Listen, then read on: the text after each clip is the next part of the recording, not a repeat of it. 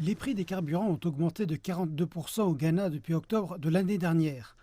Les automobilistes disent qu'ils ne peuvent plus suivre cette hausse. Je paie à présent presque 2 fois plus que le montant que je payais auparavant pour faire un plein. Il m'est difficile de tirer un profit lorsque je conduis mon taxi. La hausse du prix du carburant est tout simplement trop élevée cette année. Je ne suis même pas en mesure de réparer mon automobile lorsqu'elle a un problème parce que je ne tire pas assez d'argent en tant que chauffeur commercial à cause du prix élevé du carburant. Les hausses des prix des carburants sont principalement liées aux changements dans les marchés mondiaux.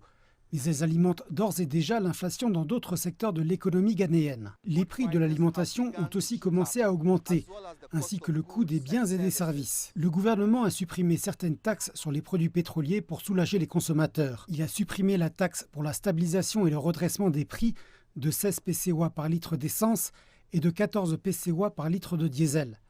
Bien que cette mesure prenne effet à partir de novembre, certains analystes estiment qu'elle n'est pas viable. Nous cherchons à savoir comment le gouvernement peut faire en sorte que l'argent récupéré de la taxe pour la stabilisation et le redressement de prix soit utilisé pour l'achat de réserves stratégiques. En fait, ce que nous proposons, c'est de mettre de côté une partie de la taxe de stabilisation et de faire en sorte que la collecte de cet argent puisse être utilisée pour acheter des produits pétroliers lorsque les prix sont bas et de conserver ceux-ci. Ainsi, en cas de hausse des prix, nous pouvons les mettre sur le marché pour le stabiliser. Les automobilistes conviennent qu'il faut trouver un moyen plus durable de stabiliser les prix des carburants.